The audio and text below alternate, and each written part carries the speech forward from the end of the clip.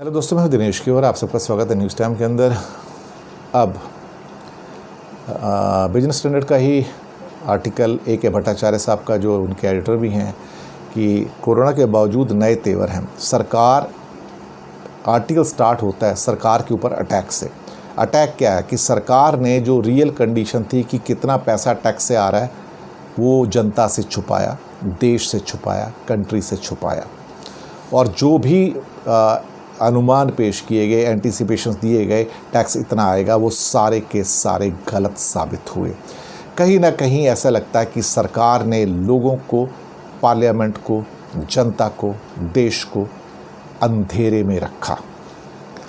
उन्होंने कहा कि इसमें बहुत सारी चीज़ें ऐसी हुई हैं जिसके बारे में चर्चा नहीं हो पाती है, लोगों को पता नहीं लग पाता है, लेकिन जो आपने एक्सपेक्टेड मनी होता है और जो रियलिटी में आपके पास मनी आता है टैक्स के रूप में, दोनों के बीच फासला बढ़ता गया, ये भट्टाचार्य साहब का कहना है।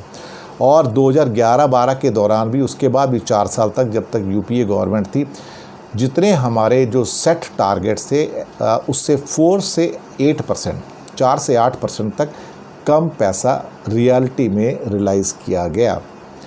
उसके बाद ख़ास तौर से पिछले 3-4 साल में, अभी एनडीए के, मोदी जी के काल में, यहाँ पर जो जितना आपने अनुमान लगाया था, जो सेट टारगेट किया था, उससे करीब करीब 11% पैसा कम प्राप्त हुआ।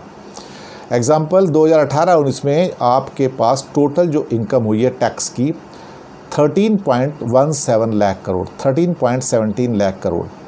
आप अराउंड फिगर इसको 13 करोड़ ले लीजिए, या 13-13.25 लाख करोड़ मिली।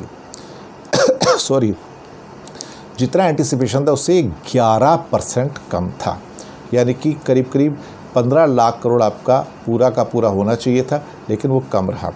उसके बाद 19-20 में, जबकि कोरोना से 1 साल पहले था, यहाँ भी टोटल मिला के आपके पास 13.5, 13.5 लाख करोड़ ही मतलब आपके पास इनकम हुई, जो उससे पिछले साल की अपेक्षा ले दे के कुल मिला के शायद 2-3%, 1% शायद ज़्यादा हुई है मुश्किल से। तो ये जो टारगेट था उससे ये 10% कम रहा। तो ये 2 साल लगातार आप देखा जाए तो यहाँ पर जो मैंने आपको बताया 18-19 में और 19-20 में 10 से 11% जो सेट टारगेट था उससे कम पैसा प्राप्त हुआ। ये बहुत बड़ा है।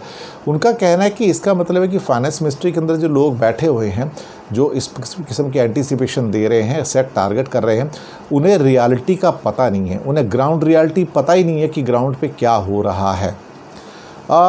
इसके हिसाब से देखा जाए तो उसके बाद जो 20-21 में अभी जो हुआ था, अभी तो खैर जिसे क्या कहते हैं, कोरोना था।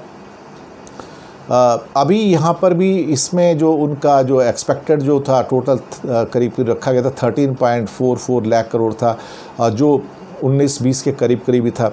लेकिन लगता है कि अभी जो मनी इकट्ठा होगा इनके पास वो शायद इतना ही होगा, या थोड़ा बहुत कम होगा, या उसके आसपास ही होगा, क्योंकि ये कोरोना का साल भी था। लेकिन 20-21 के अंदर अभी भी जो टारगेट रखा गया है, जो आने वाले साल में, जो अभी स्टार्ट हो रहा है, 1 अप्रैल से स्टार्ट हो गया अगले साल में, यहाँ तक ख़ास तौर से इस साल में मुझे नहीं लगता कि कोई बहुत बड़ा, कोई एप्रिशिएबल चेंज इसमें होगा। तो आप ये कह सकते हो कि लगातार 4 साल ऐसे हो जाएंगे, 18-19, 19-20, 20-21, 21-22, जहाँ पे हमारे रेवेन्यू इंक्रीज़ ही नहीं हो रहे हैं। अगर हो रहे हैं तो बहुत ज़रा से मार्जिनल, 0.5%, 1%, बस इतना ही। पहले, अभी तक तो कम ही होते जा रहे हैं, और अब ज़्यादा बढ़ेंगे तो 0.5%, 1%। तो ये देखा जाए 4 साल से अगर आपका रेवेन्यू स्टैग्नेंट है तो देश की कंडीशंस का आप अंदाज़ा लगा सकते हैं कि देश किस दिशा में जा रहा है। फिर आप मत कहिएगा कि हम झूठे आंकड़े पेश करते हैं। हम झूठे आंकड़े पेश नहीं करते, हम झूठे फिगर पेश नहीं करते, हम सच्चे फिगर पेश करते हैं। धन्यवाद आपका।